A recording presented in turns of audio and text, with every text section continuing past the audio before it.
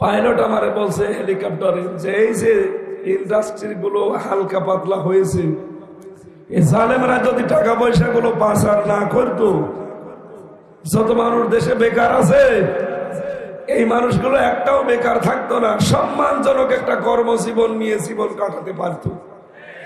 আর এদের বাইরের দেশেও যাওয়া লাগতো না।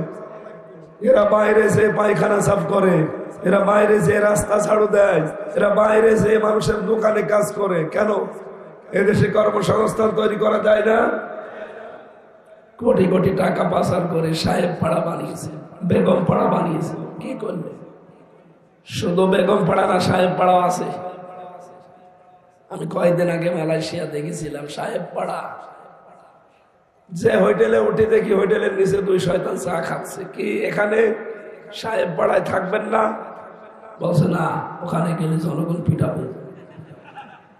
জনগণ পিটাবে, এখানে কিভাবে আসলেন? বলছে আমরা আগেই তাল পেয়ে চলে এসেছিস 3 তারিখে 4 তারিখে। কি করলেন? এখন তো 1000 বছরও এই দেশের মানুষের সামনে, বিশেষ করে তরুণ প্রজন্মের সামনে আপনি মুখ দেখাতে পারবেন না। যা করলেন এই 15.5 বছরে, এইটার জের এখন 1000 বছর লাগবে তুলতে, তাও আসতে পারবেন না। কোন মুখে আসবেন আপনি? আর যারা ফটর ফটর করেন তাদেরকে আমরা স্পষ্ট ভাবে বলছি, এদের যেহেতু দুর্নীতি মুক্ত করার জন্য স্বাধীন হয়েছে, বৈষম্য দূর করার জন্য স্বাধীন হয়েছে, এখানে আগামী থেকে শুধুমাত্র 2 বছর 5 বছর না, এই 54 বছরে যে যা করেছে তার প্রত্যেকের বিচার করা লাগবে। যদি কেউ ধর্ষণের সাথে জড়িত থাকে, কেউ মাদকের সাথে জড়িত থাকে, কেউ যদি এই 54 বছরের ভেতরে অবৈধ ইনকামের সাথে জড়িত থাকে, এত টাকা আপনি পেলেন কোথায়? এখানে অ্যাডভোকেট আছে। আমি হঠাৎ করে যদি এখন 5 কোটি টাকার মালিক হয়ে যায়, কালকে আমার দুদক ধরবে। এই কথা বলছেন এখানে? আপনি হঠাৎ করে 54 বছরে হাজার হাজার কোটি টাকার মালিক হয়েছেন কি করে? বাংলাদেশে মন্ত্রী ছিল, এমপি ছিল, তার বাড়ি এখনো পর্যন্ত টিনের বাড়ি। আমি গত কয়েকদিন আগেও গিয়েছিলাম পাবনায়, বাড়ি টিনের, নিচে দেওয়াল মাটির। একটা না 2টা মন্ত্রী চালিয়েছে। এই কথা বলছেন না কেন? শুধু মন্ত্রী, এমপি ছিল। বলেন, তারা এমপি হয়ে মন্ত্রী হয়ে বাড়ির ঘর পর্যন্ত ইট লাগাতে পারে না। আর এদেশে মন্ত্রী হওয়া লাগে না, প্রধানমন্ত্রীর পিয়ন 4000 কোটি টাকার মালিক। ইয়ার কি মারা জায়গা পান না? জনগণের সামনে সব আজ ওপেন হয়ে যাচ্ছে। এদেশের মানুষ জানে আসলেই মন থেকে কারা এই দেশকে ভালোবাসে। অনেকে হাজার হাজার কোটি টাকার মালিক হয়ে কর্মীদের কেউ দেখে না, নিজে হাজার হাজার কোটি টাকার মালিক। এই 15.5 বছরে কর্মীগুলো ছেলে ছিল, না খেয়ে মরেছে, কোনদিন দেখে না। সেই কর্মীগুলো বাধ্য হয়ে পেটের তাগিদে এখন চাঁদাবাজি করে। দোষ শুধু কর্মীগুলোর না, দোষগুলো ওই নেতার। যে নেতা এমনি আঙ্গুল ফুলে কলা গাছ হয়ে গেল। সুতরাং 54-53 বছরে যারা অবৈধ ইনকাম করেছে প্রত্যেককেই ধরা লাগবে। আপনার কয় টাকা উপায় যে আপনি 50,000 কোটি টাকার মালিক হয়ে যান? আমরা জানাবো, দায়িত্বে যারা আছেন খুব তাড়াতাড়ি এটা করেন। অনেকে লাফাচ্ছে, লাফানো বন্ধ হয়ে যাবে। মাজলুম একটা সংগঠন, শহীদ জিয়ার হাতে গড়া। এই মাজলুম সংগঠনকে অনেকে আজ বদনাম করার জন্য, এই দলটাকে পচানোর জন্য বিভিন্ন কায়দায় উঠে পড়ে লেগেছে। এরা দাদা বাবুদের কাছ থেকে অনেক কিছু পাচ্ছে, আমরা জানি। কারণ এই 15.5 বছরে ওই শয়তানরা যেভাবে কথা বলতো, এরা এখন ঠিক ওই ধাঁচে কথা বলছে। তার মানে এদের ওপরে ঠিক দাদারা ভর করেছে। আরে ভাই, দাদার ফাঁদে পা দিলে কি হয় আপনি টের পাচ্ছেন? আমাদের মেয়েটা আটক করে রেখেছে, সে যেরকম মেয়েই হোক। সারা দুনিয়ার 257টা রাষ্ট্র কেউ এই ময়লার বস্তা নিতে রাজি না, আর উনি কলের ভেতরে রেখে দিয়েছে। কোন কারণে আপনি রাখলেন? আপনি কোন সম্পর্কের জেরে রেখে দিয়েছেন বলেন? এতদিন বলতেন যে আমাদের স্বামী স্ত্রীর সম্পর্ক। কিসের স্বামী স্ত্রী? আপনি যে জাতির লোক, ওই জাতির সাথে তো আমাদের বিয়ে দেওয়া যায়, কারণ আপনি তো ফুল হাতা, উনি কি, আর আমরা হাফ হাতা। ফুল হাতার সাথে হাফ হাতা চাই। সুতরাং উনি যদি এখন এই বুড়ো বয়সে বিয়ে করার স্বাদ জাগে, মুসলমানি দেওয়া লাগবে। আর দাদার যা বয়স, সে বয়সে মুসলমানি দিতে গেলে হাজাম পাবেন কোথায় আপনি? শেষে বুড়ো মানুষ ছাড়া তো আর হবে না। আর ওর যা অবস্থা, ওকে ও তো চোখ খুলে কাটতেও পারবে না, চোখ বন্ধ করে কাটা লাগবে। শেষে দেখা যাচ্ছে আগা কাটতেছে, গোড়া কেটে ফেলছে। ও দাদার জীবনের মতো বিয়ে করার স্বাদ মিটে যাবে। সুতরাং বিয়ে জায়েজ নেই। কোরআনের ঘোষণা সূরা বাকারা 221 নম্বর আয়াত, কোন মুশরিকের সাথে মুমিনা নারীর বিয়ে করা, এটা তো আমি বানালাম না। সুতরাং আপনি যেহেতু মুশরিক, আর আমাদের মেয়ে এসে যাই হোক হাজি, তো কথা বলেন এখানে স্বভাব একটু উল্টা পাল্টা আছে, কিন্তু হাজি। আমরা চাই আপনি ফেরত দিয়ে দেন। 2732 জন মানুষ মারার অপরাধে আমরা তারে আল্লাহর কাছে পাঠিয়ে দিতে চাই। আল্লাহ এবার কোথায় দেবে দিক, কি কথা বলেন এখানে। আর আমি বারবার বলছি না, 54 বছরে যারা অবৈধ সম্পদের মালিক হয়ে এসেছে, যেই হোক, এ যদি জামাত ইসলাম হয়, বিএনপি হয়, আওয়ামী লীগ হয়, জাতীয় পার্টি হয়, চরমনাই হয়, এদেশে যেই এই 54 বছরে জ্ঞাত আয় বহির্ভূত সম্পদ অর্জন করেছে, একটাকেও যেন ছাড়া না হয়। নির্বাচনে কালো টাকা ছড়াবেন, বাপ বলার সময় পাবেন না। কথাগুলো বোঝেন আপনি? আমরা চাই যারা দায়িত্বে আছেন খুব তাড়াতাড়ি এই কাজ করেন।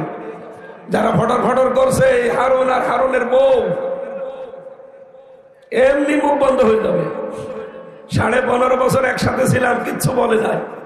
হঠাৎ এখন মাথা খারাপ হয়ে ওই পুরাতন রেকর্ড বাজাতে আরম্ভ করেছে, 71, 47। কেন? এতদিন ছিলাম না, তখন তো একবারও বলেননি। ওই জায়গায় যিনি এখন প্রার্থী হিসাবে আছে, শ্রদ্ধাভাজন বড় ভাই জনাব নুরুল ইসলাম বলবো, ছাত্র শিবিরের সাবেক কেন্দ্রীয় সভাপতি, ও জানে যে ওনার যে জনপ্রিয়তা বা ওনার যে অ্যাক্টিভিটিস, ওর সাথে আমি না, আমি সহ আমার বউ সহ আমার বাবা দাঁড়ালে, ও যদি 100টা ভোট পায়, পাবে 10টা। এই কারণে ওই স্বামী স্ত্রীর মাথা খারাপ হয়ে গেছে। এখন মাওলানা মিজানুর রহমান আজহারের পেছনে লেগে তারে ধর্ম ব্যবসায়ী বলতেছে।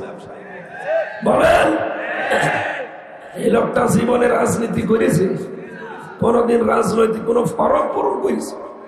আমার নামেও যদি বলতো তো হালকা পাতলা একটু সত্য হইতো। এমন মানুষের নামে দিয়েছে, সে একটা নিরপেক্ষ মানুষ, শয়তানও বিশ্বাস করে না। এই জন্য নিজেদের পায়ে নিজে কোড়াল মারবেন না। আমি মাসলুম দলকে ভালোবাসি, কাউকে না ভালোবাসলেও শহীদ জিয়াকে ভালোবাসি, কারণ সে লোকটার জন্য কাবা শরীফের ইমাম। আমি মসজিদে নামিরা, যেটা আরাফাতের পাশে, এখানে আমি 16 সালে তার নাম ধরে দোয়া করতে দেখেছি খুতবার ভেতর। খাবার ইমাম দোয়া করছেন, বাংলা অর্থটা এই, রব্বুল আলামিন শহীদ জিয়াউর রহমানকে তুমি আরশের ছায়ায় স্থান দিও। কেন এই দোয়া করছিল? কারণ তিনি নিম গাছ লাগিয়ে দিয়েছিলেন আরাফাতের ময়দানে, হাজার হাজার নিম গাছ। আমি নিজে ওই নিম গাছের নিচে ছিলাম। 45, 50, 60 ডিগ্রি সেলসিয়াস চলে, সেখানে একটু যদি ছায়া পাওয়া যায়, মনে হয় যে একেবারে বেহেশতে আছে। ওই উত্তপ্ত মরুভূমির ভেতরে উনি ওই ব্যবস্থা করে দিয়েছিলেন। শুধু বাংলাদেশ না, বিশ্বের লক্ষ লক্ষ হাজিরা যে ওখানে আশ্রয় নেয়। বলেন, সবাই দোয়া করে, হয়তো ওনারে চেনে না, কিন্তু দোয়া করে এই গাছের ছায়া যিনি দিয়ে গেলেন, আল্লাহ যেন তাকে মাফ করে দেন। তার হাতে গড়া এই দলটাকে আজ ধ্বংস করার জন্য অনেকে উঠে পড়ে লেগেছে। আমরা চাই তারা যেন সংশোধন হয়। আমি আবার বলছি, যারা দায়িত্বে আছেন খুব তাড়াতাড়ি জ্ঞাত আয় বহির্ভূত সম্পদ যাদের এই 54-53 বছরে 1 টাকাও ছাড়া যাবে না, প্রত্যেককে ধরা লাগবে। কোথায় পেলেন আপনি সম্পদ? আমি এখন হঠাৎ 2 কোটি টাকার মালিক হয়ে গেলে যদি আমাকে ধরতে পারে, আপনি 5 বছরে এত কোটি টাকার মালিক হয়েছেন কি করে, আপনার টাকার হিসাব দেওয়া লাগবে। আল্লাহ রাব্বুল আলামিন আমাদেরকে জমিনে পাঠিয়েছেন, আমরা জমিনে থাকতে রাজি আছি না? বলেন। আল্লাহ যেন আমাদের তৌফিক দেন, বলেন আমিন। আমার ভাইরা, কোরআন কারীম থেকে আমরা সূরা আরাফ 179 নম্বর আয়াতটা পড়েছি। আমার আলোচনার বিষয় আপনারা অলরেডি শুনেছেন যে বিবেক যদি কাজে লাগে সে পথ হারাবে। আরো জোরে বলেন, পথ হারাবে। এবার আসেন তো আমাদের কি কাজে লাগাতে হবে দেখি। রব্বুল আলামিন বলেন, ওয়ালাকাদ যারানা লিজাহান্নামা কাসীরাম মিনাল জিন্নি ওয়াল ইনস। বক্তব্য শুরু করার আগে আল্লাহ 3 বার তাকিদ দিয়েছেন। ওয়া একটা, লাম একটা, কদ একটা। আল্লাহ পাক বলেন অবশ্যই অবশ্যই অবশ্যই জাহান্নামের জন্য বানিয়েছি অধিকাংশ মানুষ আর জিনকে। আল্লাহ কাসির না দিয়ে কাসির র দিয়েছেন। কাসির মানে অল্প, কাসির মানে বেশি, আর কাসির র মানে অনেক বেশি। আল্লাহ যদি এখানে কলিল বা কলিলা দিতেন তাও তো অন্তত আয়াতটা নিয়ে চিন্তা ভাবনা আমাদের আসতো না। কিন্তু এমন শব্দ আল্লাহ চয়েস করেছেন, এখানে জুড়ে দিয়েছেন অধিকাংশ মানুষ আর জিন জাহান্নামে যাবে, এই জন্যই তাদেরকে বানিয়েছি। অধিকাংশ যদি যাইতে আমাদের দোষ কিসের? আমাদের দোষ হচ্ছে এইটা, এই পৃথিবীতে আল্লাহ যত মানুষ পাঠিয়েছেন কিয়ামত পর্যন্ত যাদের পাঠাবেন, 3টি ইন্দ্রিয় শক্তি অন্তত যাদের দিয়েছেন রব্বুল আলামিন এখানে 3টি ইন্দ্রিয় শক্তির কথা জানিয়েছেন। দেখেন আপনার ভেতরে আছে কিনা। যদি থাকার পরেও কেউ কাজে লাগাতে না পারেন, আপনি যত বড় মুসলমান দাবি করেন, আপনাকে দিয়ে আল্লাহ জাহান্নাম উদ্বোধন করবেন। 1 নম্বরে লাহুম কুলুবুন লা ইয়াফকাহুনা বিহা, যাদের কলব আছে, হৃদয় আছে, কিন্তু চিন্তা নেই। আল্লাহ পাক কোরআনে কারিমে শব্দটা দিয়ে জানাতে চেয়েছেন যাদের কলব থাকার পর, হৃদয় থাকার পর, আকল থাকার পর তাদের চিন্তা আসে না, এই মানুষগুলোকে আল্লাহ জাহান্নামে দেবেন। কিয়ামতের ময়দানে যে মানুষগুলো বিচার আচার করার পরে আল্লাহ জাহান্নামে বলবেন, যা ইযা উলকু ফিহা সামিউ লাহা শাহীকাও ওয়া হিয়া তাফুর। যখন তাদেরকে জাহান্নামের একটা সংকীর্ণ জায়গায় ফেলে দেওয়া হবে, তাকাদু তামাইয়াজু মিনাল গায়স, জাহান্নাম যেন ফেটে পড়তে চাইবে তাদেরকে দেখা মাত্রই। কুল্লামা উলকিয়া ফিহা ফাওজুন সাআলাহুম খাযানাতুহা আলাম ইয়াতিকুম নাযীর। জিজ্ঞাসা করবে, কেন এখানে আসলে? এই সাঈর নামক জাহান্নামে কেন আসলে? তোমাদের কাছে কি কোনো সতর্ককারী যায়নি? ওই মানুষগুলো বলবে, ক্বালু বালা, আমাদের কাছে গিয়েছিল, আমাদের কাছে বহু নবী, বহু রাসূল, বহু আলেম ওলামা, নবীর নায়েবরা গিয়েছিল। কোথায়? সে কুষ্টিয়া থেকে এসে চাঁদপুরে এসে সতর্ক করেছিল। বালা কদ জানা নযীর ফাকাযযাবনা ওয়া কুলনা মা নাযালাল্লাহু মিন শাই। তখন ওই মানুষগুলো বলবে যে আমরা বলতাম যে এরকম কিছু আল্লাহ নাজিল করেনি, এই আয়াতটা নাজিল হওয়া ১,৫০০ বছর আগে। আমার মনে হয় এই মাত্র বাংলাদেশ থেকে নাজিল হইল। কথা বলেন না কেন? এদেশের বহু মানুষের চরিত্র এখন এরকম না। ইব্রাহিম আলাইহিস সালাম তিনি আল্লাহকে খোঁজ করার জন্য অনুসন্ধান করে করে তিনি আবিষ্কার করেছিলেন, কখনো চাঁদ, কখনো তারকা, কখনো সূর্য, এগুলো দেখতেছিলেন আর মনে করছিলেন এটা আমার রব হবে। সর্বশেষ যখন সবগুলো ডুবে গেল বললেন না, যে জিনিসের জন্ম আছে আবার অস্ত্র আছে আমি তাকে বিশ্বাস করি না, রব মানি না, আমার মালিক অবশ্যই অন্য কেউ আছে।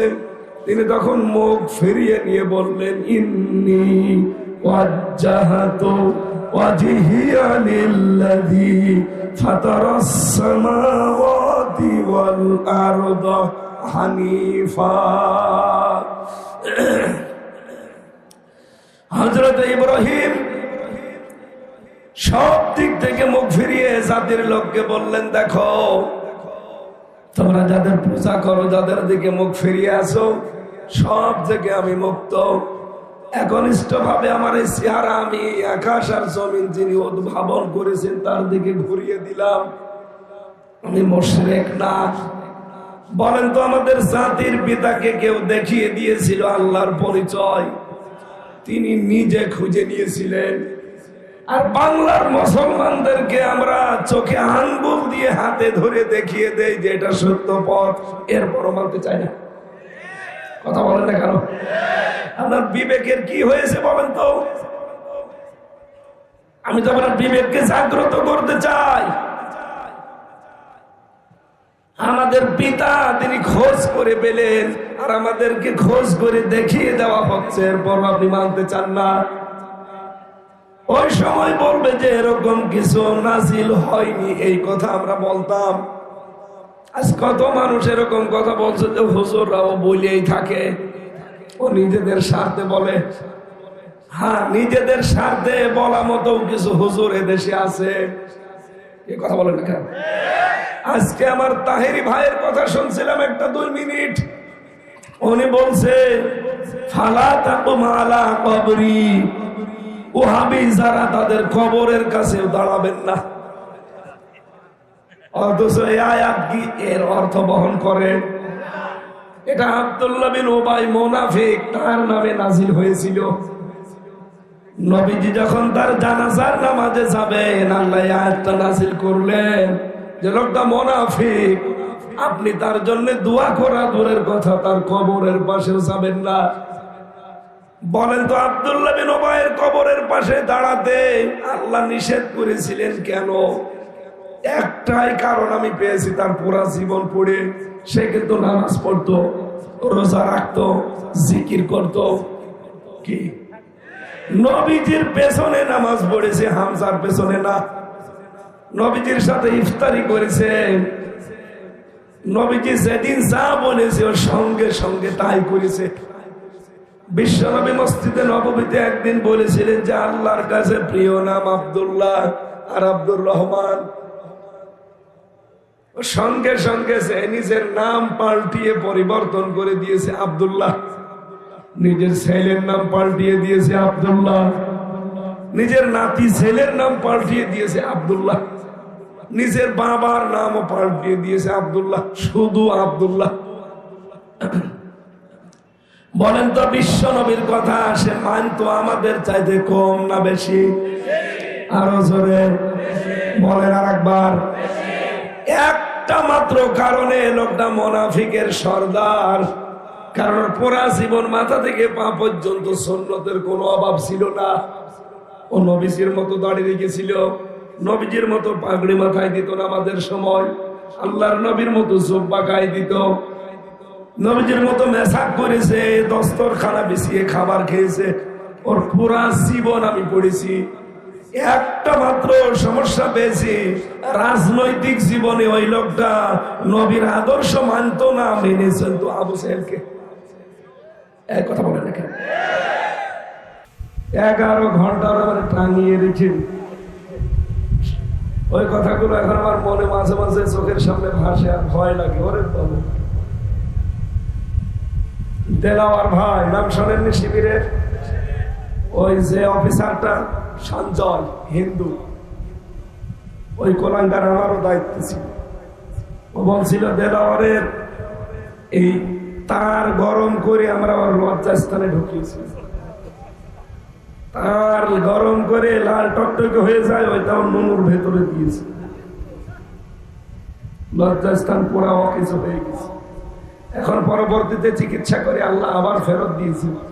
তো সে সঞ্জয় কোথায়? আমার রিমান্ডের পরে আমি আর দেখিনি। ওনারে নিয়েছিল 57 দিন আর আমার নিয়েছিল 10 দিন। তাও তো আমার একটু দেখতে হুজুর মতো মনে হয়, মনে হয় একটু মাঝে মাঝে ময়া লাগতো। আর ওনারে ফুটবলের মতো পিটিয়েছে। বলছে ফুটবলকে যেভাবে লাত্তি মারি 4-5 জন মিলে, ওইভাবে ওরে লাত্তিয়েছে। কিন্তু সে দেলাওয়ার এখন দেলাওয়ারের জায়গায়, উনি এখন ঠাকুরগাঁও এমপি প্রার্থী হয়েও যাবে ইনশাআল্লাহ।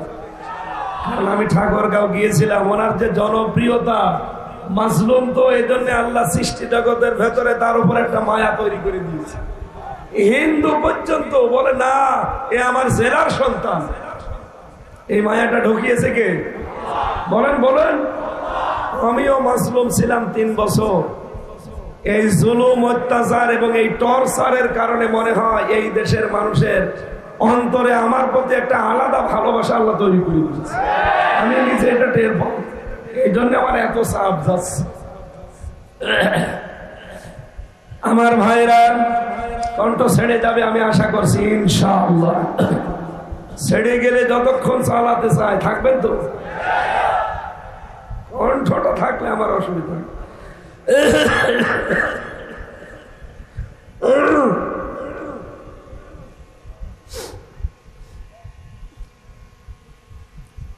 চাঁদপুরবাসী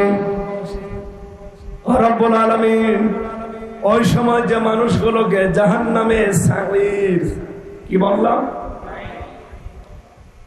এখানে যারা যাবে ওরা এক বাক্যে বলবে ওয়াকালু লাউ কুন্না নাসমাউ আও নাকিলু মা কুন্না ফি আসহাবিস সাঈর। আয় আফসোস, আজকে আমাদের ওই সময় যদি বিবেকটা কাজে লাগাতাম, আর ওই সময় যদি তাদের কথাগুলো শুনে মেনে নিতাম, তাহলে আজকে এই জাহান্নামে আসা লাগতো না। তার মানে জাহান্নামে যাওয়ার কারণ এখানে আমরা পেলাম কয়টা? 2টা। বলেন কয়টা?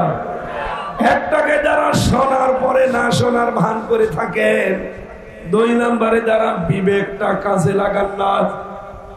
এই বাংলাদেশে যারা এই 15.5 বছরে এমপি হয়েছেন, মন্ত্রী হয়েছেন, অনেকেই ভালো মানুষ ছিল আমরা জানি, কিন্তু আপনার বিবেকটা কোথায় গিয়েছিল বলেন তো? আপনি তো নিজেই দেখতে পারতেন যে জনগণ আমাকে চাই না, জনগণ আমাদেরকে ভোট দেয়নি, সাপোর্ট দেয়নি। কোন কারণে আপনি জোর করে চেয়ারে ছিলেন বলেন?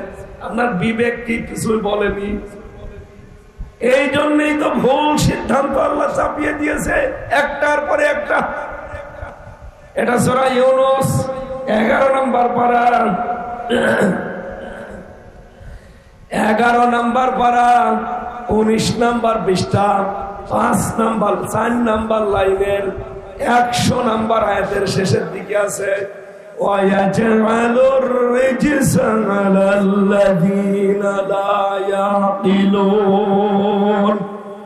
রব্বুল আলামিন বলেন, যারা তাদের বিবেককে কাজে লাগাবে না দুনিয়ায়, ভুল সিদ্ধান্ত আমি আল্লাহ তাদের উপরে চাপিয়ে দেব। শেখ হাসিনার ডিগ্রির কোনো অভাব ছিল? এত ডিগ্রি বহন করার মতো আরো 2 জন লাগে। যদি ডিগ্রি আমার মতো অর্জন করা লাগতো, আমি কামেল পাশ করে একটা ডিগ্রি পেয়েছি, অনার্স করে একটা পেয়েছি, মাস্টার্স করে আর একটা পেয়েছি। এই 3টায় আসল, বাকিগুলো যেগুলো দাখিল, আলিম, ফাজিল, ওগুলো তো এমনি আসে। হাফেজি পড়ে একটা ডিগ্রি দিয়েছিল হাফেজি মাদ্রাসা থেকে, সাঁতার কোনো কাজ নেই। কারিয়ানা পড়ে একটা ডিগ্রি দিয়েছিল, ও ছাতারও কাজ নেই। বাকি যে কামেল পাশ করার একটা ডিগ্রি আছে, মাস্টার্স এর একটা আছে, এমফিলে ভর্তি হয়েছিলাম তখনই তো জেলখানায় 3 বছর কেটে গেল, শেষ। আমার এই যে 33 বছর বয়স, 3টা ডিগ্রি অর্জন করতে আমার জীবন যৌবন সব শেষ হয়ে গেছে। আর ওনার 27টা ডিগ্রি। কাকের যদি গোস্ত কিনে খাওয়া লাগতো, কথা বলছে না কেন, জীবনে এত গোস্ত খেতে পারতো না। ডিগ্রি তো আর অর্জন করা লাগে না, লেখাপড়া করে যেখানে যায় খয়রাতে ডিগ্রি দিয়ে দেয়। এই জন্য বিবেকটা কাজে লাগে না তো কত মানুষের আর্তনাদ। যেই দিন ইলিয়াস আলীর মেয়ে যে ওনার কোলের ভেতরে বসে বলেছিল যে ম্যাডাম, আমার বাবাকে যদি সত্যিই কিছু করে থাকেন তো ফেরত দেন, কি বলছিল সেদিন দেখেছেন? আমরা খোঁজ করে দেখব, অথচ তখন মেরে ফেলা হয়ে গেছে। আপনার বিবেকে মেনে নিত কি করি? আমি মিনি আয়না ঘরে মাত্র 10 দিন ছিলাম, এতেই যে অত্যাচার করে ওরা, বিগ যেটা বড় যেটা, ওখানে যে কি করে। এটা চাঁদপুর জেলা না, এই নোয়াখালী তো পাশে। এখানকার এক আলেম ছিল আমার সাথে ছেলে, সে বলছিল যে হামজা ভাই, আমি বিগটা ছিলাম, ওরা আমার হাতের ভেতরে পার ভেতরে হাত লাগিয়ে এর ভেতরে সেকল বেঁধে 24 ঘন্টা বসিয়ে রাখতো এইভাবে। এই যে মানুষ শুয়ে থাকে, এটা যে কত বড় নিয়ামত এটা আমি জানি। এই জন্য ফাঁসির কন্ডেম ছেলে আমার ঘরে ঘরে দিয়েছি। দেখতাম মাঝে মাঝে হাত পা ছেড়ে দিয়ে ছাটপাট হয়ে চলে। আরে ভাই, আপনি এইভাবে থাকেন, এদিকে মাত্র 3.5 হাত, এদিকে 2.5 হাত, আমি থাকবো কোথায়? বলছে হামজা ভাই, এভাবে যে কেন থাকি? ওরা আমার বছরের পর বছর কোনদিন মাটিতে পিঠ লাগিয়ে ঘুমাতে দেয়নি। যে ঘুমিয়ে থাকা, সাটপাট হয়ে শুয়ে থাকা, এটা যে কত বড় আল্লাহর নিয়ামত আমি এখন টের পাই। এই জন্য আমার খেতে দেয়, দিক না দেয় না দিক, আমি শুয়ে থাকি। কত মানুষের এই জুলুম, অত্যাচার, নির্যাতন, চোখের পানি। কয়েকদিন আগে এক বিডিআর বের হয়েছে, মোতাহার ভাই, ঠাকুরগাঁও বাড়ি, আমার সাথে ছিল। লোকটা মাত্র 14 দিনের বউ রেখে গেছে, 16 বছর পরে আসবে। কথা বলেন না কেন? আপনি তো নিজে জানতেন যে বিডিআর মামলা যেগুলো সব এগুলো বানানো, আমার ষড়যন্ত্র। হাজার হাজার মানুষকে এভাবে এই 15 বছর 17 বছর আটক করে রেখে দিয়েছে। কিচ্ছু জানে না, অনেকে কিচ্ছু জানে না। পঞ্চগড়ের এক মুরব্বী পেয়েছিলাম, বলছে হুজুর আমার আর 1 মাস পরে রিটায়ার্ড হয়ে যাবে, অথচ 17 বছর আমি জেলে। 15 বছর, এখন 16 বছর চলছে। আমার মেয়ে আমি সেই স্ত্রীর পেটে রেখে এসেছিলাম, এখনো পর্যন্ত জানি না যে কত বড় হয়েছে। মাঝে মাঝে আগে আসতো, এখন ওরা আশা ছেড়ে দিয়েছে, এখন আর আসে না। আর কয়দিন যাবে মানুষ? আমার স্ত্রী, আমার মেয়ে 3 বছরের ভেতরে মাত্র 1 বার জেলখানায় গেছে দেখার জন্য, সময় পায় না তারা। আর তাদের 16 বছর চলছে, কি অত্যাচার তাদের উপরে বলেন তো। আমরা চাই বিডিআর বিনা কারণে যারা জেল খাটতেছে, 200 জনকে ছেড়ে দিয়েছেন না, 200 না, যা আছে সব ছেড়ে দিন। এগুলো পোড়াটা বানোয়াট, এই কথা বলেন না কেন?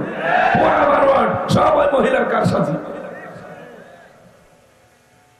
এই লোকটার হাতে আমি 3:30টায় তাহাজ্জুদ পড়তে উঠতাম, আর দেখতাম উনি উঠে একটা আওয়াজ দিত। আমার মনে হয় আওয়াজটা আরো সে গিয়ে ধাক্কা খেতে, কি একটা যে ভেতর থেকে আসতো। আর কতদিন? মুরব্বী মানুষ, প্রায় 60-65 বছর বয়স।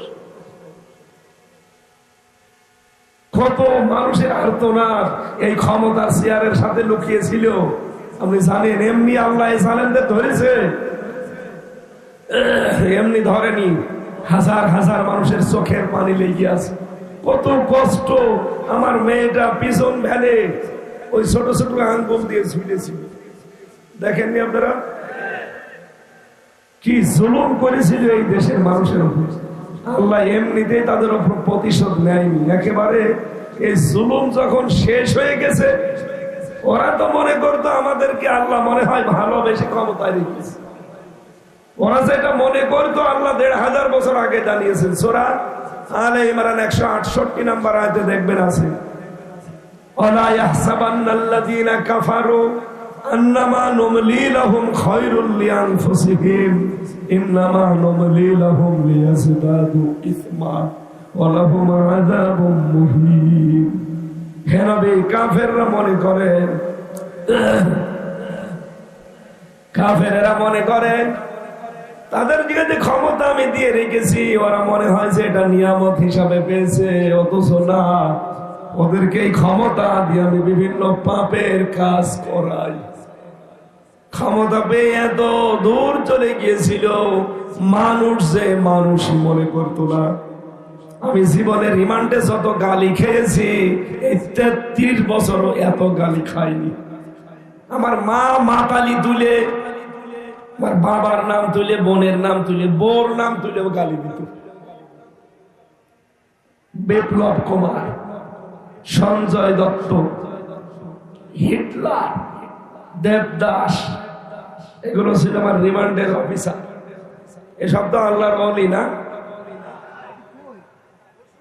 কোথায় যে পালিয়েছে, আল্লাহরে বিশ্বাস করে না। বলেন, এর কাছে আলেমি কি আর জালেমি কি? আর আমাদের দায়িত্বে দিয়েছিল এই জন্য যেন অত্যাচারটা বেশি করে। এমনকি ৩ বছর ফাঁসির কন্ডেম ছেলে ওই শয়তান মার্কা লোকগুলো সব আমার পাহারায় পড়তো। দেবদুলা, সুব্রত বালা, এইগুলো। আরে ভাই, মুসলমান তো একটা দিতে পারেন না। আমি যে পড়বো, মাঠে কঠিন করে, একেবারে নরমাল মামলা, মুরগি চুরি মামলাও না। সন্দেহ ভাজক আমারে ধরে নিয়ে গেছে।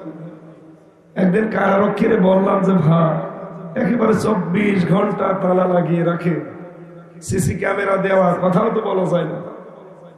৩টা বছর পার হয়ে যাচ্ছে, আপনি একটা কাজ করেন, একটা বই নিয়ে এসে দিন, একটু বই পড়ি। ওরে শয়তান নিয়ে এসে দিল বঙ্গবন্ধুর আত্মজীবন। ও সাতা পড়ি আমি করবো কি?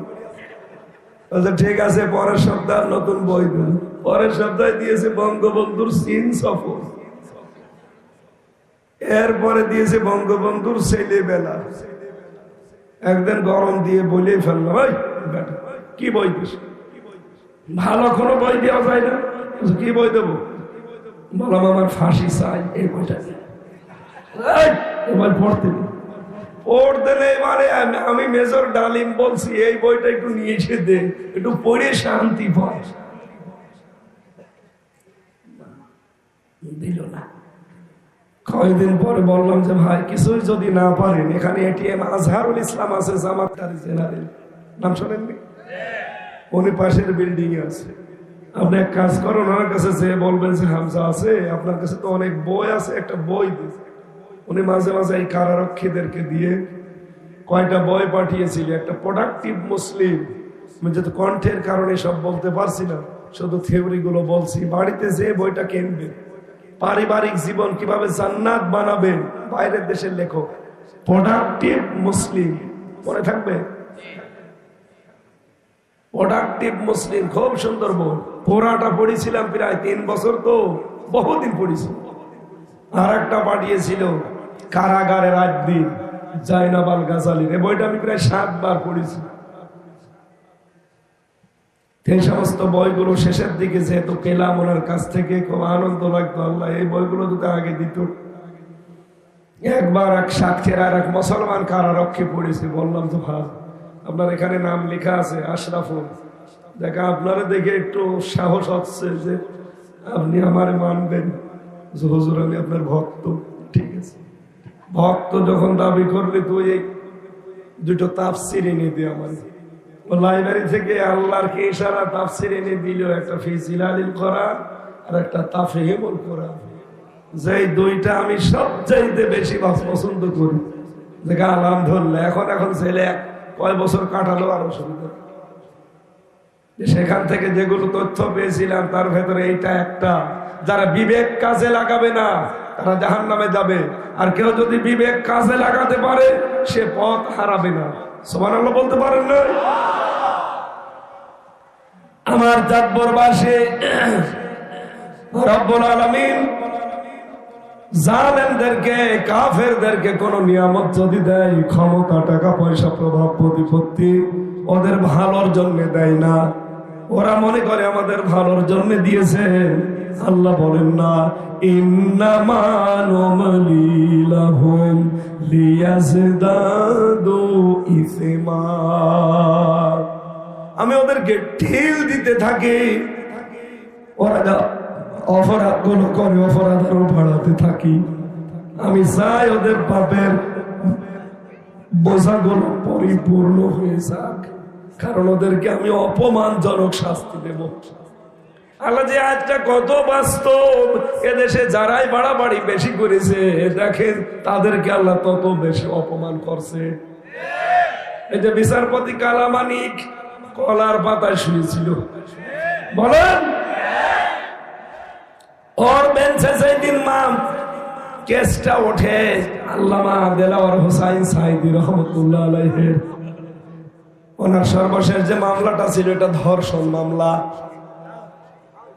আল্লাহর এই বুজুর্গ বান্দা, আল্লাহর এই অলির সাথে আমি 10 মিনিট সাক্ষাৎ পেয়েছিলাম হাসপাতালে। আমার মাথায় হাত দিয়ে বলছিল, হামজা আমি বাইরে যেতে কিনা পারবো কিনা জানি না, তবে তুমি যদি বাইরে যেতে পারো হক কথা বলতে পিছপা হবা না। আমার মনে হয় ওনার হাতটা আমার মাথায় এখনো লেগে আছে, খুব নরম তুলতুলে হাত।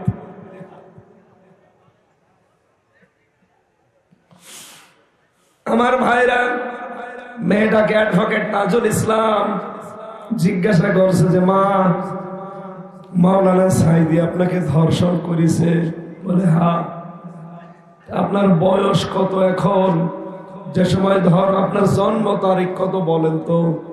মেয়ে লোকটা বলছে আমার জন্ম তারিখ 1975 আর ধর্ষণ করেছে 1971। এই বিচারপতি কালামানিকের কোর্টে ছিল মামলাটা। অ্যাডভোকেটরা তো সেই রকম পেঁচিয়ে প্রশ্ন করে, বলছে মা জন্ম 75, ধর্ষণ করলো 71, আল্লামা সাইদি কি আপনাকে ধর্ষণ করেছে রুহের জগতে? মামলা ওখানে ঢিসমিস হয়ে যাওয়ার কথা না, কিন্তু ওই শয়তান কালামানিক, এই যার সন্তান কোলাঙ্গার বলছে আল্লামা সাইদিকে আমি ফাঁসি দিতে পারলাম না, আমার জীবনের আফসোস। আল্লাহ দেখেন কি অপমান করেছে, কলার পাতায় শুইয়েছে, গলায় গামছা দিয়ে বর্ডার গার্ড টানতে টানতে নিয়ে আসছিল। গলায় গামছা দিয়ে নিয়ে যায় কাদের? চোরদের। কাদের? একটা সুপ্রিম কোর্টের বিচারপতি কত নিচে নামাইলো আল্লাহ, ওর বিছিয়ে উড়ে গেছি, ওর বেশি নেই। কয়েকদিন আগে আমার গাজীপুরে মাহফিল ছিল, একেবারে কারাগারের পেছনে, সেই ঘরে থাকতাম। ওই বিল্ডিং এর এই 3-4 বিল্ডিং পরে প্রধান বক্তা করে আমারে নিয়ে গেছে। আইরে পুরাতন জায়গা, কারণ জায়গাগুলো তো মুখস্থ, 3 বছর ওই জায়গায় কাটালাম। কারারক্ষী একজন এসে বলছে, হুজুর ওই যে আমি দায়িত্বে ছিলাম, এদিকে আসি। এখন যে ঘরে থাকতাম ওই ঘরে কে আছে? কালামানিক। হুজুর সুখের বিষয় যে ওর বিসি নেই। ঠিক আছে, ওই শয়তান যেন বিসি আর খুঁজে না পায়। আলেমদের নামে তালিকা করেছিল 116 জন, আমার নামও দিয়েছিল। এখন আল্লাহ ওদেরকেই তালিকা করে ফেলে দিয়েছে। এই কথা বলেন না কেন? এজন্য আপনাদেরকে বলছি, কিয়ামতের দিন কিন্তু আফসোস করা লাগবে। ফেরেশতারা যখন জিজ্ঞাসা করবে কেন আসলে এখানে, এই একটা কথা ছাড়া আর জবাব দিতে পারবেন না। যে আমরা যদি ওই সময় বিবেক কাজে লাগাতাম আর আলেমদের কথা যদি শুনতাম, তাহলে আজ এই আগুনে আসা লাগতো না। ওই আফসোস কি ওই সময় আমাদের করা লাগবে? এখন থেকে আমরা পাল্টাবো ইনশাআল্লাহ। 2 নম্বরে আল্লাহ পাক বলেন তাদের আমি চোখ দিয়েছি, তারা দেখে না। দুনিয়ার কত কিছু তারা দেখে, কিন্তু আমি আল্লাহর এই কালাম দেখে না। যেগুলো দেখা দরকার সেইগুলো দেখে না, যেগুলো দেখা নিষিদ্ধ ওই দিকে তাকিয়ে থাকে। মোবাইলে যাদের এমন এমন দৃশ্য আছে যেগুলো নিজে দেখলে আনন্দ পান, স্টেজে এখানে কেউ দেখলে আপনার লজ্জা লাগবে, এমন দৃশ্য আছে না? এই মুহূর্তে ডিলিট করেন। যেটা নিজে দেখলে ভালো লাগে, অন্য কেউ দেখলে শরম লাগে, লজ্জা লাগে, এটা কবিরা গুনাহ। কি কথা বলছেন? সে নাচ হোক, গান হোক, অর্ধ উলঙ্গ ছবি হোক, যাই হোক, এক্ষুনি ডিলিট করা লাগবে, নয়তো আপনাকে কিন্তু আল্লাহ জাহান্নামে দেবে। নেন, এখনই ডিলিট করে দেন। কারা কারা ডিলিট করবেন হাত তোলেন তো দেখে। মোবাইল দেখে, দাঁড়িয়ালা দেখে মোবাইল কি আছে মোবাইলে, ভিডিও ওয়াজ আছে, আপনার হাত তোলার দরকার কি? যারা এমন কেন দৃশ্য রেখেছেন যে দৃশ্য দেখলে মা বাবার কাছে দেখালে লজ্জা পায়, এমন দৃশ্য নেই? আশা করছি আপনি ছেড়ে দেবেন। আপনার এই চোখ দিয়ে তো দেখবেন আপনার মাকে। নবীজি বলেন মায়ের দিকে তাকালে একটা নফল হজের সওয়াব হয়। আজ হাজারো পরিবারে মায়ের দিকে তাকানো সম্ভব না স্ত্রীর কারণে। বলেন, সম্মানিত মা বোন যারা এসেছেন, বিভিন্ন জায়গায় বসে আছেন, মা বোন যারা বিশেষ করে পুত্রবধূ, তাদের হাতে পায়ে ধরে বলছি, আপনি যদি সত্যি স্বামীর মন থেকে ভালোবাসা চান, স্বামীর মা বাবার সাথে জড়িয়ে থাকবেন। কারণ প্রত্যেকটা সন্তান তার মা বাবার সাথে যারা থাকে তাদেরকে ভালোবাসে বেশি। বলেন, কিন্তু এদেশ ৯৬% মুসলমান। দুঃখজনক সত্য, আজ ১০০ জনের ৯৮টা পরিবারের সন্তান আমরা আমাদের মা বাবাকে কাছে রাখতে পারি না, স্ত্রীর ছোট মনের কারণে। এই কথা বলেন না কেন? হয় আলাদা করে দেয়, নাই বড় ভাইয়ের দায়িত্বে দিয়ে দেয়, নাই বৃদ্ধাশ্রমে রেখে আসে, নাই বাড়ি থেকে তাড়িয়ে দেয়। এই তো কয়েকদিন আগে আমি সেই নীলফামারী ঠাকুরগাঁও, ওখানে কিশোরগঞ্জ একটা থানা আছে, যে দেখি বৃদ্ধাশ্রম, এদিকে 25 জন, এদিকে 25 জন বসে আছে। মার বাবা ছলছল করছে চোখগুলো দেখে। আমি বুঝে ফেলেছি যে প্রত্যেকটা মার বাবা সন্তানের জন্য বরদোয়া করছে। 2 জনের সাথে কথা বললাম, একজন বলছে হুজুর আমার ছেলে ডিসি, একজন বলছে আমার ছেলে আমেরিকায় থাকে, অথচ 3 বছর পড়ে আছে বৃদ্ধাশ্রমে। 2 জন মায়ের সাথে আর বাবার সাথে কথা বললাম, প্রত্যেকেই আমাকে বলেছে আমার ছেলের দোষ না, আমাদেরকে রেখে যাওয়ার পেছনে আমার বৌমা দায়ী। মা বোনেরা, আপনি কি মনে করেন নামাজ পড়া, রোজা রাখা আর কালো বোরকা পরলে আপনি জান্নাতে চলে যাবেন? জীবনেও না। শ্বশুর শাশুড়িকে নিজের মা বাবার মতো মনে করা লাগবে। এই কথা বলেন না কেন? আমি স্বামী, এখানে যত স্বামী আছে প্রত্যেকটা স্বামীর পক্ষ থেকে আমি বলতে পারি, প্রতিটি স্বামী আমরা চাই বিয়ের পরে মা আর বাবা আমাদের সাথে থাকবে। কথা বলেন, কথা বলেন। কিন্তু আপনি চান না কোন কারণে? আমি কি আপনার বাবার বাড়ি থেকে টাকা পয়সা নিয়ে এসে আমার বাবা মাকে খাওয়াচ্ছি? এখন যেই লোকটা জল্লাদ হয়ে আছে, ইলিয়াস, চট্টগ্রামে বাড়ি, ওই লোকটা জেল খাটতেছে, ফাঁসির আসামি ছিল, এখন 30 বছর জেল খাটা লাগবে শুধুমাত্র পারিবারিক জীবনে এই মার বাবাকে দেখে রাখার কারণে। মার বাবার পেছনে খরচ করতে, বউটা খালি ঘ্যান ঘ্যান করে আর বলে এদেরকে আলাদা করে দাও।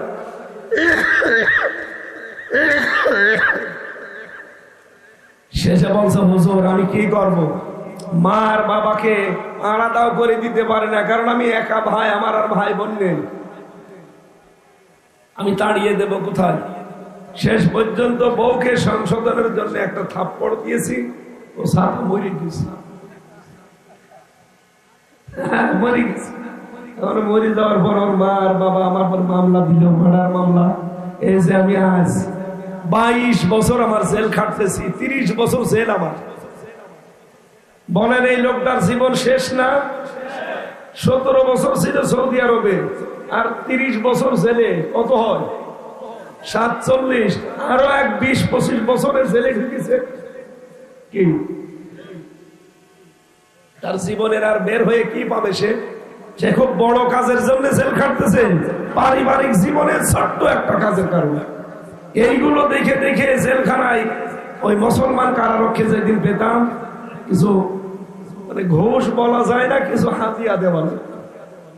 ওরা হাতিয়া দিলে আবার কথা শুনতো। ওখানে তো টাকা পয়সা চলে না, সিগারেট চলে। সিগারেটের প্যাকেট কিনে নিয়ে এসে রেখে দেওয়া লাগতো। ওরা আসলে 1-2 প্যাকেট দিলে, একটু ভাই খাতাটা দিয়ে কলম দিয়ে ওইটা নিয়ে চুরি করে করে লিখতাম যে আসলে পারিবারিক জীবনের কারণে যে কত মানুষের জীবন নষ্ট হয়ে যাচ্ছে জেলখানা। 100 জনের প্রায় 40 জন জেল খাটতেছে পারিবারিক জীবনের কারণে। কোরআন দিয়ে হাদিস দিয়ে পারিবারিক জীবনের দাম্পত্য কলহ এবং তার সমাধান কি হবে আমি বই লিখেছিলাম। ওগুলো মঞ্চে নিয়ে এসেছে, এখানে নিয়ে এসেছে আপনাদের বর জন্যে, বিশেষ করে বর জন্যে নিয়ে যাবেন। আর মেয়ের জন্য, মেয়েকে বিয়ে দেওয়ার আগে ওটা পড়াবেন। 120 পৃষ্ঠা তৈরি করা আছে। আমার মনে হয় পুরাটা পড়লে আপনার বউ আপনার সাথে অন্তত ভালো ব্যবহার করবে। ওই ইলিয়াস জল্লাদ আমারে বারবার বলতো, হুজুর আপনি যদি বাইরে যেতে পারেন আপনি তো যাবেন, তাহলে এই কথাগুলো একটু তুলে ধরবেন।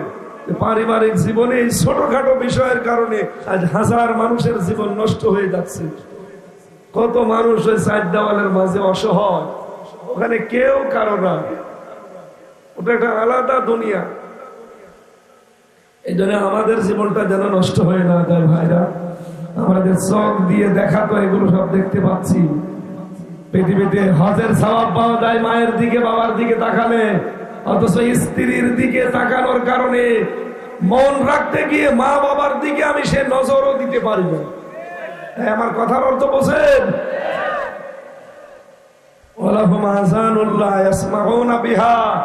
যাদের কান আছে কিন্তু শোনে না, সব শোনে কোরআনের কথাগুলো শুনতে পায় না, সব শোনে নবীর হাদিসের কথা শোনে না। উলাইকা কালানাম, আল্লাহ বলেন এগুলো চতুষ্পদ জানোয়ার, বালহুম আদম, তার চাইতে নিকৃষ্ট এরা। উলাইকা হুমুল গাফিলুন, এরা গাফেল। এখানে আল্লাহ জাহান্নামে দেওয়ার জন্য যে 3টা ইন্দ্রিয় শক্তির কথা দিয়েছে, এগুলো সবার আমাদের আছে না? আমাদের বিবেক আছে, কাজে লাগে না। চোখ আছে, দেখার পরও না দেখার ভান করে থাকি। আমাদের কান আছে, শোনার পরও না শোনার ভান করে থাকি। আপনি কিন্তু জাহান্নামে যাবেন। আল্লাহ আমাকে সহ প্রত্যেককে আজকে থেকে বিবেকটা কাজে লাগানোর তৌফিক দিন, তাহলে আমরা পথ হারাবো না, জাহান্নামে সাইরেও যাওয়া লাগবে না ইনশাআল্লাহ। সামনে রমজান মাস, এই যে ফেব্রুয়ারির 1 তারিখ আরম্ভ হয়েছে, আর 13 দিন পরে একটা বিশ্ব বেহায়া দিবস আসতেছে। কোন মুসলমানের জন্য দিবস পালন করা জায়েজ নেই। এই জন্য মেয়েরাও হেফাজতে থাকবেন, ছেলেরাও হেফাজতে থাকবেন। কণ্ঠে পেরে দিচ্ছে, আগামীতে চাঁদপুর জেলা স্কুলে একটা মাহফিল দিয়েছি, ওখানে এশার পরে উঠবো, শরীর যদি ভালো থাকে কথা বলবো ইনশাআল্লাহ। আল্লাহুম্মা আমিন। রব্বানা আতিনা ফিদ দুনিয়া হাসানা ওয়া ফিল আখিরাতি হাসানা ওয়া কিনা আযাবান্নার।